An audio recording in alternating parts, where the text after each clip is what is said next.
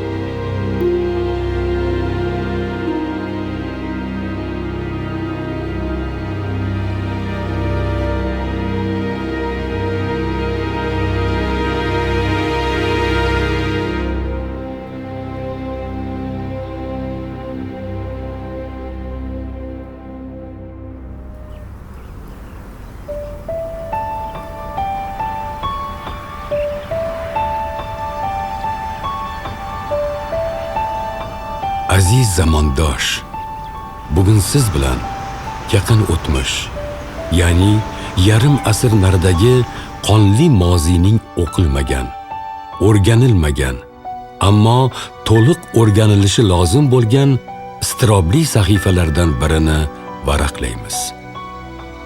Said Rizo Alizoda Sharq madaniyati, ma'rifati, matbuoti, ilm fani va tafakkuriga salmoqli hissa qo'shgan ulug' mutafakkirlardan biridir.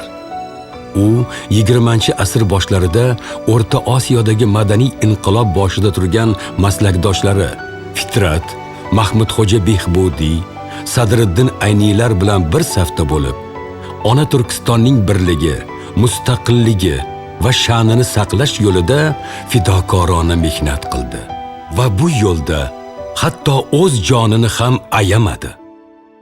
U kishining ota-bobolari Eronning Sabzavor shahridan bo'lgan. Said Rizo Alizodaning otalari Hoji Mirmahsum Bog' akalari bilan Buxorodan Samarqandga 1882-yilda ko'chib keladilar. Shu Said mahallada yashab, ular ulg'ayadi. Shu yerda o'ylanadilar. Xo'sh, ana Said Rizo Alizoda 15-fevral 1887-yilda dunyoga keladilar.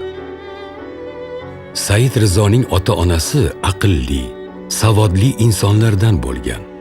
Ular bolalarning, ayniqsa kichkina Saidning savodli, o'qimishli bo'lishini juda orzu qilishgan. Bo'lajak olim boshlang'ich ta'limni shaharning Chorraha dahasida joylashgan Abulqosim al-Ganjiyning jadid usulidagi maktabida oladi. 6 yil o'qishi shu maktabni tugatgandan keyin Samarqand madrasalaridan birida o'qishi ta'lim oladilar. Shu madrasalarda arab, fors, turkiy tillarni tubdan o'rganadilar. 13-12 yoshlarida otalari asli bobo kalonlari bilan shoybof bo'lgan bular. Keyin otalari bu kishiga bir do'koncha tuzib, shu matolarni beradilar, o'g'lim endi siz shularni soting deb. Shu kunlarda bir rus zobiti ham shu do'konga kirgan bo'ladi. Matolarni ko'rib chiqib ketadi. Shu paytda Said Rizo Alizoda qarasalar yerda bir hamyon yotibdi. Bu hamyonni ko'tarib qarasalar ichi to'la pul. Kim bu hamyonni tushirgan bo'lishi mumkin deb o'ylab, keyin biladilarki faqat shu kelgan zobit tushirgan bu pulni. Shu hamyonni ko'tarib bu kishi haligi zobitni orqasidan chopadilar. Borib yetib olgandan keyin zobitga haligi hamyonni bergandan keyin u kishi hamyonni ochib pulni sanab ko'radi. Ko'rsa puli hammasi o'rinda. Keyin so'raydi, senga bir nima yordam beray? Sen bir narsaga muhtojmisan deb o'sha hamyondan hatto bir narsa pul ham chiqarib beradi. Said Rizo Alizoda olmaydilar u, aytadilarki, siz menga bir yordam bersangiz, shu menga qayerda gazet, jurnal, kitob chop bo'ladigan bunaqa chopxona bo'lsa menga ma'qul bo'lardi deganda, Samarqandda hozirgi savdo instituti yonida shu aka-uka Silyanovlarni demak matbasi bo'lgan. chopxonasi. Shu chopxonaga olib borib, bu kishini harf teruvchiga shogird qilib o'tkazib qo'yishadi. Shu voqea sabab bo'lib, yosh Saidrizo matbaa, adabiyot olamiga sho'ng'ib ketadi. Tabiatan sinchkov, tirishqoq, quvvai hofizasi kuchli bo'lgani bois, u o'zi bilan yonma-yon ishlayotgan turli millat ishchilaridan rus tili va boshqa qator tillarni ham o'rganadi. Aytishlaricha, Alizodaga bir tilni puxta o'rganish uchun 5-6 oy kifoya qilar ekan. Matbaa sohasida ishlash, til o'rganish bilan bir paytda Said Rizo vaqtli matbuotda kichik xabarlar bilan qatnashib turadi. Ilm o'rganishi barobarida o'zi ham boshqalarga o'rgatadigan bo'ladi.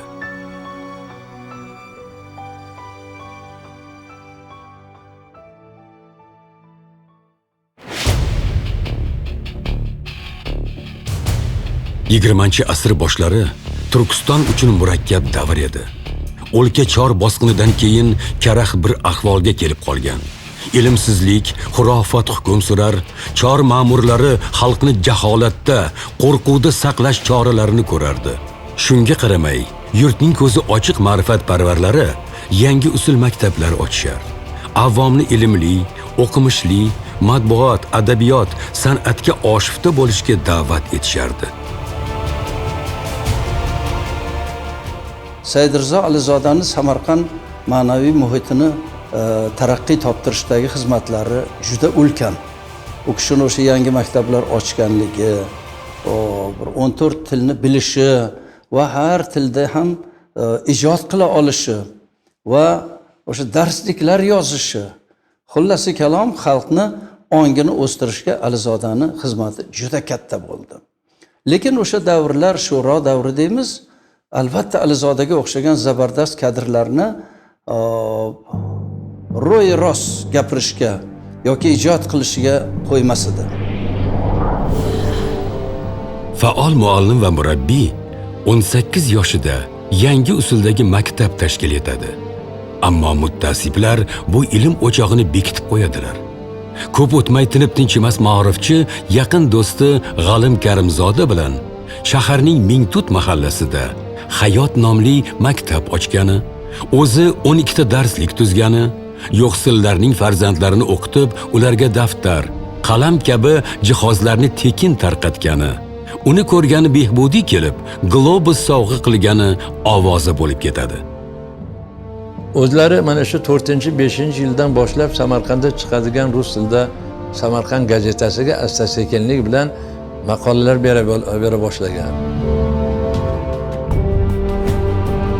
Ana endi o'zbek tilida Samarqandimizda marhum Mahmudxo'ja Behbudiy Oyna jurnalini chiqara boshlaydilar. Shu paytda Saidrizo Alizodani ham u kishi taklif qiladi shu jurnalga. Chunki u kishi oldin shu matbada Saidrizo Alizoda ishlab yurgan paytlarida eshitib olganki, Saidrizo o'zbek, tojik tillarini, fors tillarini, hali o'sha madrasada o'qigan paytlari arab tilini ancha o'rganganligini Mahmudxo'ja Behbudiy bilib olgan ekanlar. Favqulodda iste'dod sohibi bo'lgan Saidrizo 1905-yildan boshlab jurnalistlik bilan shug'ullana boshlaydi. Olov qalb jurnalist har bir maqolasida Turkiston xalqining og'ir hayot kechirishi, uning taqdiri zulmkor chor hukumati qo'lida ekani, yer, suv va tuprog'iga ega emasligidan kuyunib yozadi. Alizoda matbuot orqali xalqni, jabrlangan mehnatkash dehqonlarni o'zaro birlashgan holda butun to'siqlarni yengib chiqishga da'vat etadi. Bu borada dunyo mazlum xalqlarini xabardor qilish uchun vaqtli matbuot zarurligini ta'kidlaydi. Natijada bir qancha qiyinchiliklar va tazyiqlarni yengib o'tib, 1919-yilning 10-aprelida Shulai Inqilob jurnalining 1-sonini nashr ettiradi. Jurnalistikani o'ziga xos bir qonun qoidalari borki, u zamonlar ichida ham o'zgarmaydigan narsa. Bu eng birinchisi jasorat, obyektivlik, hozirjavoblik. Va jurnalistikaning ham bir o'zgarmas qoidasi borki, sharti borki, u fidoyilik deyiladi. Mana shu Alizodani milliy o'zimizni matbuotimizni shakllantirish jarayonida aynan ana shu xarakter bilan va ana shu fazilatlar bilan va ana shunday yo'nalish bilan kirib kelganligi bu o'sha paytdayoq milliy matbuotimizda o'ziga xos bir rezonans bergan edi. Shu yerning ob-havosidan bahramand bo'lib kamol topsang-ku, uning sharafini kimoga qilmasang, oyoq osti bo'lishiga, qadrsizlanishiga yo'l qo'ysang, nobakor ajnabiy o'z vatanining shon shavkati uchun ota-bobolaringning kindik qoni to'kilgan yeringni vahshiylarcha toptab, qonini simirsa va uni o'zining axlatxonasiga aylantirsa-yu, sen hissizlarcha qarab tursang yoki undan qochsang, o'zing uning haqoratlanishiga ko'maklashsang, unda sen bu vatanning nomusli va sodiq farzandi emassan.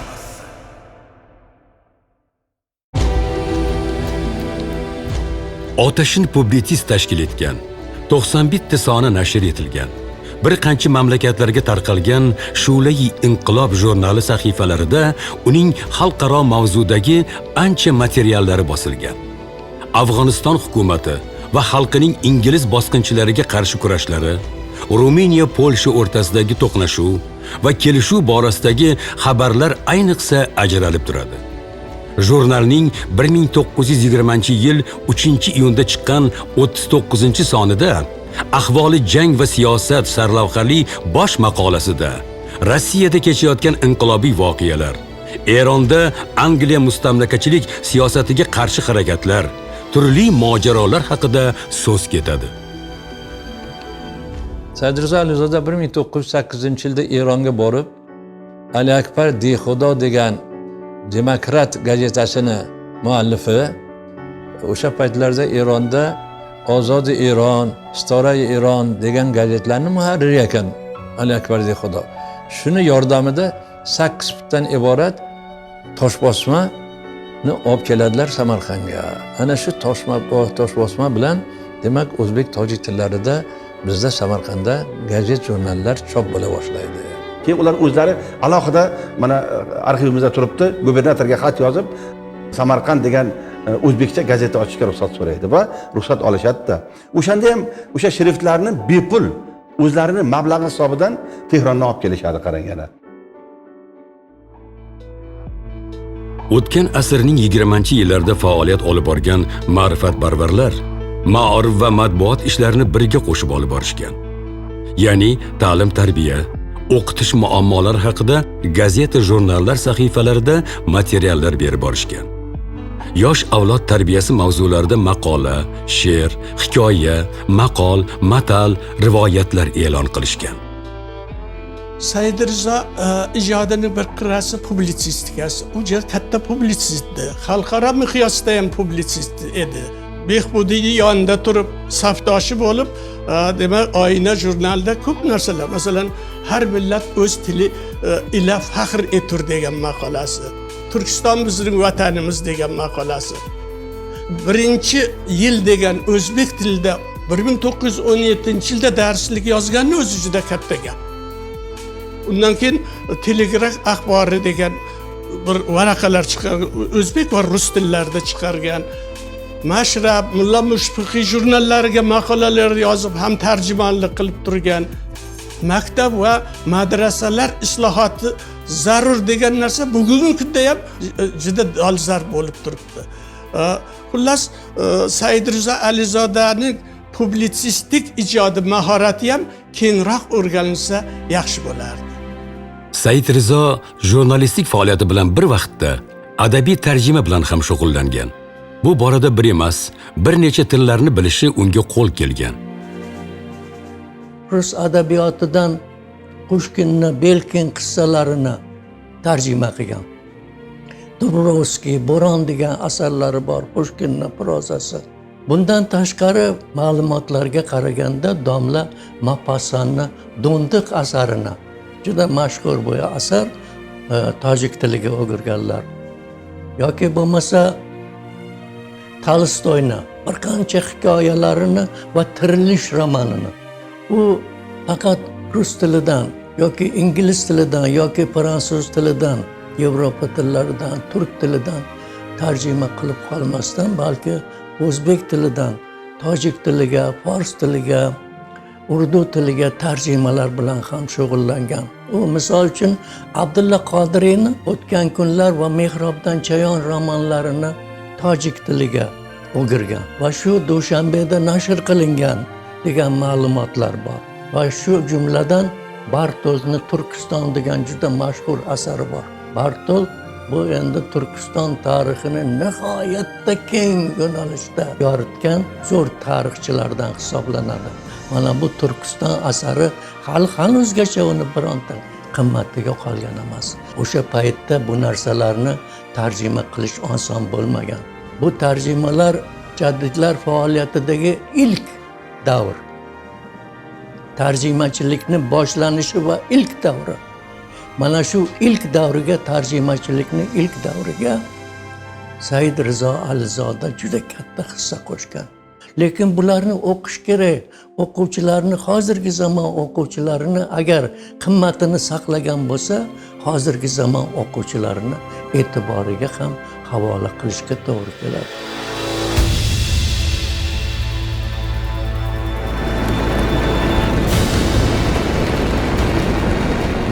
30-yillarning ikkinchi yarmidan ko'plab ilg'or fikrli ziyolilar singari Said Rizo Alizoda hayotida ham alamli qora kunlar boshlandi. 1938-yilda u ingliz josusi tamg'asi ostida hibsga olinadi. Shuningdek, inglizlar va islom dunyosi, ingliz tarafdorlari bilib olishsin, butun dunyo yo'qsillar birlashingiz va boshqa haqqoniy maqolalari, o'tkir chiqishlari uchun Angliya razvedkasi josuslari Said Rizo Alizoda boshi uchun 50,000 funt sterling mukofot va'da qilishadi. Bundan sal avvalroq, ya'ni 1917-yil iyulida Hurriyat gazetasida mahalliy hukumat ishchi dehqonlarni aldayapti degan maqolasi uchun Sankt-Peterburgda Ichki ishlar boshqarmasining 4-bo'limida unga samarqandlik o'ta xavfli jurnalist sifatida alohida varaqa ochishgan edi. Said Rizo Alizoda Samarqandda 1 yildan ko'proq Samarqand turmasida qoladi u kishi, keyin Toshkentga yuboradilar.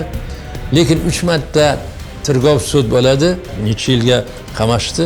Bu yerda bular aniq qila olmaydi. Keyin u kishining delasini Moskvaga yuboradilar. Moskva ko'rib chiqib 5 yil qamoq jazosini beradi va Chelyabinsk, Tobolsk turmalariga bu kishini surgun qiladi. Yana Tobolsk turmasidan keyin u kishi 42-43-yillarda Vladimir Central degan turmasiga o'tkariladi. Bir xonalik kameralarda qolib 8 yil shu kameralarda qolib, oxirida sil kasaliga uchrab 45-yilning 24-dekabrida olamdan o'tadi u kishi. Said Rizo Alizoda qamoqda kechgan so'nggi 8 yillik umrining dastlabki yillarida hali uning uyushtirilgan fitnalar changalidan qutulib, ozodlikka chiqishdan umidvor bo'lganiga guvoh bo'lamiz. Ko'zimning nuri, mehribonlarim Medajon, Hadichajon, Sharofatjon, askarning o'g'ilchasi. Baringizga mushtaqona salom yo'llab qolaman. Zakkunchi Kazaryanskka aytinglarki, men bilan aloqa bog'lab, meni bu tuhmatlardan qutqazsin. Agar men dushman bo'lsam, ozodlik tashkilotlarini tuzarmidim. Nikolay zamonida katta qizimni o'ris maktabida o'qitarmidim. Meni bu yerda aybingga iqror bo'l deb qistovga soladilar. Yo'q narsaga nechuk iqror bo'layin axir. Said Rizo bobomiz qamalgandan keyin, bir oy o'tgandan keyin otamni ham Said Rizo Alizodani o'g'li, ya'ni dushmani o'g'li deb u kishini ham qamab 10 yil ish berib Sibirga yuboradi. Xuddi shuni 2 nafar jiyanini ham, akalarning o'g'lini ham, Said Madi va Said Ali degan, bularga ham 10 yildan berib demak Sibirga yuborishadi. Mana bizning oilamiz, butun haligi sulolamiz xalq dushmanlarini oilasi, farzandlari, nevaralari deb biz to mana shu 1959-yilgacha haligi peshoramizda tag'ma bor edi. Xalq dushmanini farzandlarini, nevaralari degan tag'ma bor edi.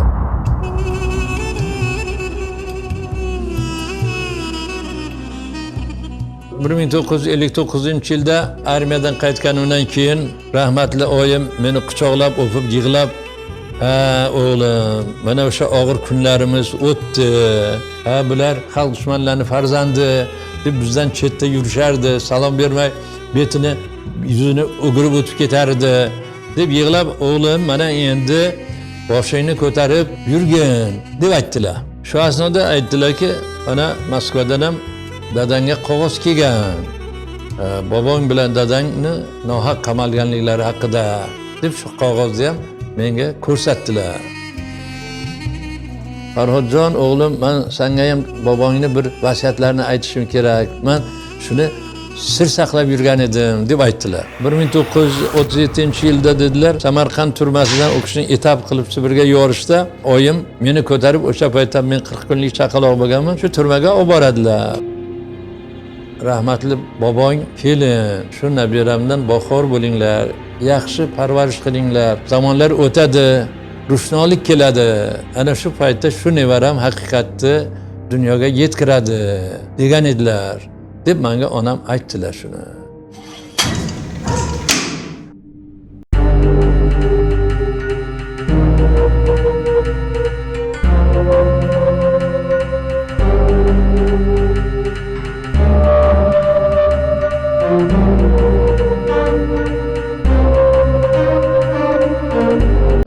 Şimdi babam kelib menga aytdilarki, Farhodjon, eski shaharga bor, falon unvonda meni kitoblarim bor, shuni keltirib qo'y o'yga dedilar. Ertalab turib otamga shu gapni aytdim.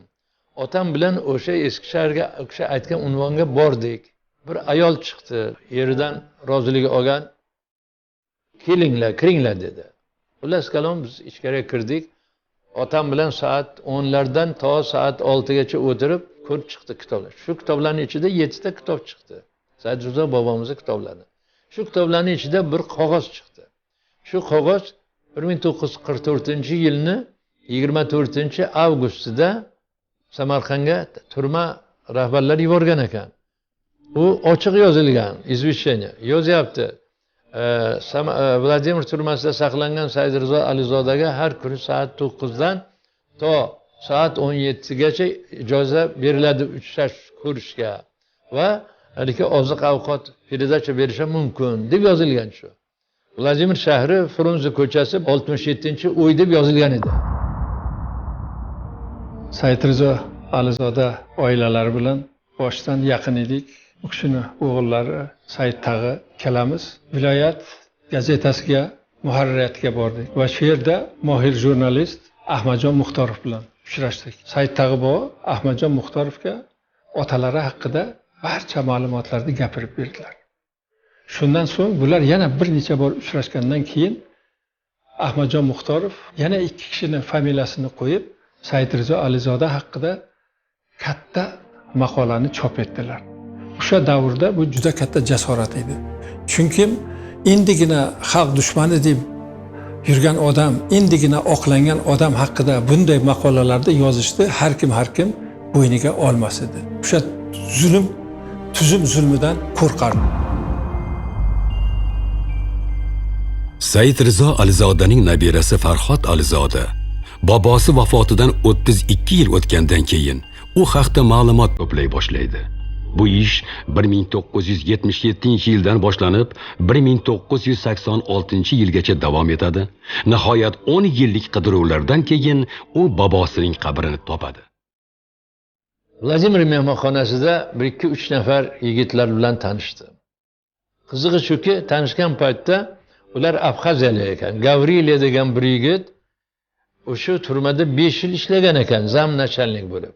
Meni shu kelishimning sababi Vladimir turmasida bobomiz shu yerda qolib, olamdan o'tgan. Bizdan shu izvishcheniya. Shu izvishcheniya haligi pasportni qissamda, pasport arasida edi, shunday chiqarib uzatdim. O'qib ko'rdida keyin bugun 1-may oqshami 3-chisloda dedi, men kelib sizni shu turmaga olib boraman dedi. Turma nachalnigi bilan tanishib, ziyolalari bilan tanishdik. O'shanda Farhod Alizoda vafotidan keyin oqlangan bobosining hokini o'z yurtiga olib kelishga harakat qiladi.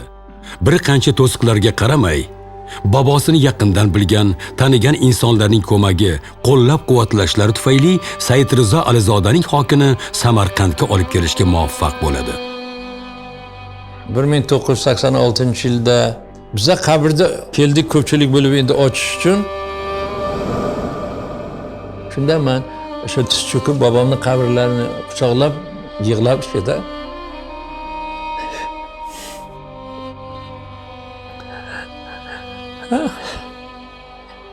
Har doim shu yodimga kelsa ko'zim oldiga kelsa o'zimni tutolmayman hech qachon.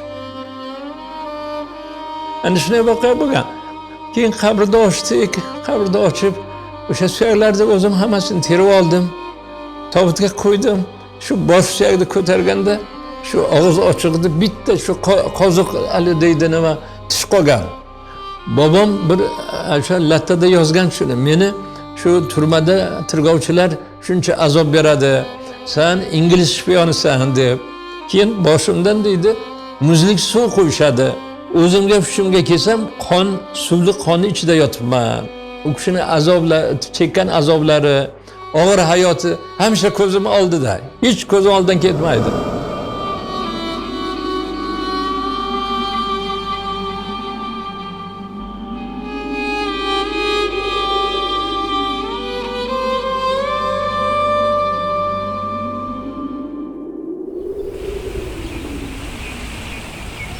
Ana shu bobomizni bir so'zlari bo'lgan. Men olamdan o'tsam, qabrimni yo'qotmanglar. Izlab keladi. Ana endi men u kishini haqiqatan qabrlarini olib kelgandan keyin xuddi o'zimni yangi tug'ilgan boladek deb his qildim. Shu torpoqda ko'p emas, u kishini oyog'ini uchida o'g'illari otam yotibdi. Bu yoqda chap qo'lda katta qizlar yotibdi. Umr yo'ldoshlari shular hammasi. Men xuddi yana bu kishi qaytib keldi, o'z oilasida, shu oilasi bilan birga yashaganda deb o'yladim.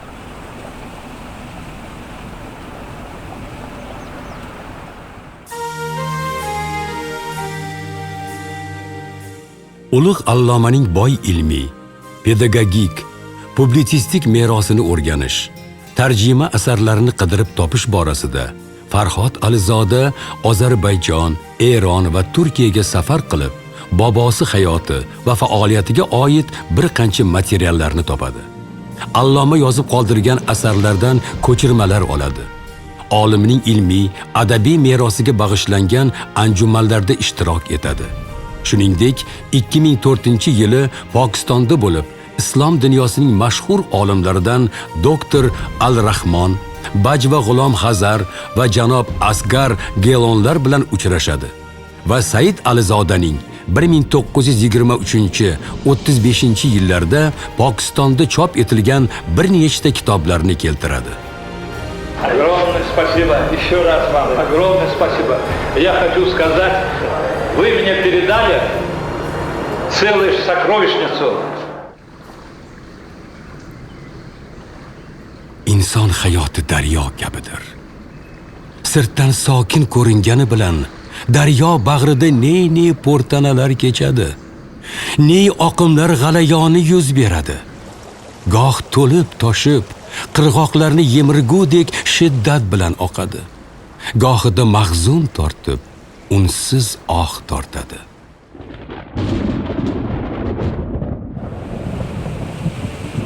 Bu daryoga goho tosh otishlar, yo'lini to'sishga urinishlar bo'ladi.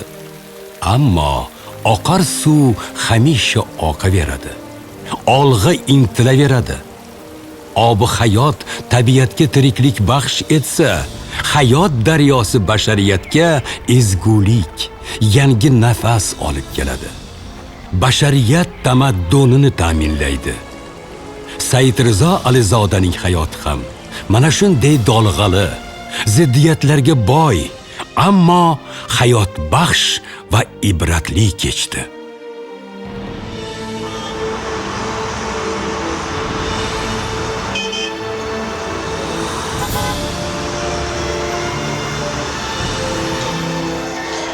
Said Rizo Alizoda bobomizni asl maqsad ma'nosi shundan iboratki, bizni maktablarimiz, madaniyatimiz, san'atimiz, matbuotimiz mana shu kun hozirgi kunda ko'rishni orzu qilgan u kishi.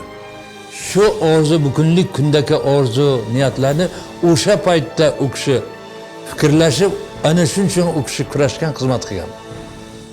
men mana shu bobomni vasiyatlarini 70-80% amalga oshirgan bo'lsam, hali yana ishlar ko'p, yumushlarimiz juda ko'p. Qolgan umrimni ham to oxirgi daqiqasigacha men xizmat qilaman, u kishini qolgan merosini izlab topib xalqimizga qoldirish. O'shanda u kishini menga qilgan vasiyatlarini men amalga oshirgan durman deb o'ylayman.